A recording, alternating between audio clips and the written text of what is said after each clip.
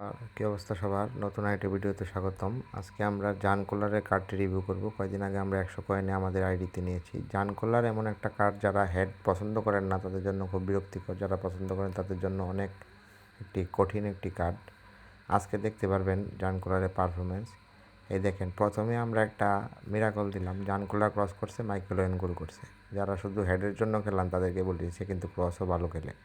আচ্ছা যাই হোক, আমি মূলত ক্রস পেমান না, তাই মূলত আমি ওই কোলারে দিয়ে শুধু হেড করা এরকমই না। ইন গেম পারফরমেন্সে আমি দেখতে পাচ্ছি এবার হুইল পাওয়ার আসাতে এই কার্ডটি শর্ট পারফরমেন্সও খুব ভালো দেয়। দূরপাল্লা শটে খুব ভালো গোল দিতে পারে এবং লেফট ফুট তার উইক ফুট হলেও লেফট ফুটে তার যথেষ্ট ভালোই আছে। আর ফিজিক্যাল কথা কি বলবো, এই দেখেন ঠেলা মেরে ফালাই দিছে, কোনো খাওয়াই নাই তার কাছে এই শর্ট মট ডিফেন্ডারের। জাস্ট ধাক্কা দিয়ে ফালাই দিছে। আপনি যদি আবার দেখেন, এই দেখেন বাড়েছে কিন্তু ট্যাকেলের জন্য গেছিল, ঠিক আছে, ওরে হাত দেওয়ার ধাক্কা দিয়ে ফালাই দিছে, কোনো ইয়েই নেই। এটা কিন্তু ফিজিক্যাল কন্ট্যাক্ট খুবই হাই।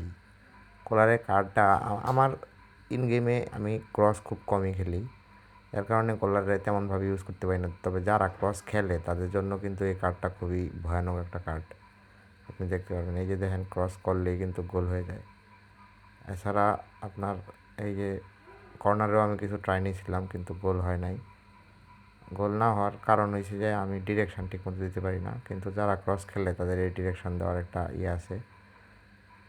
কিন্তু এছাড়াও আপনার এই আপনি যদি হেড ছাড়া ওর দিয়ে শট খেলান, হুইল পাওয়ার থাকার ফলে ওর কিন্তু এবার খুব ভালো একটা, মানে আগে একটা কোলার ছিল যে শুধু শটই, মানে হেডেই দিতে পারে, শট না।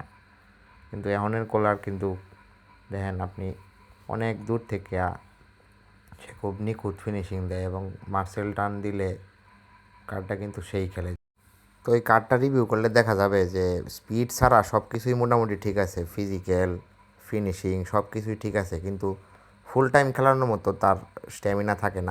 আমি কোলারে সাবস্টিটিউট হিসাবে সেপচিং করে নামাই বা ওয়েনে নামাই, দুজনেই সুপার সাব দেওয়া। যাই হোক, চ্যানেলটা সাবস্ক্রাইব করে দিন, নতুন নতুন ভিডিও আসলে লাইক করে দিন।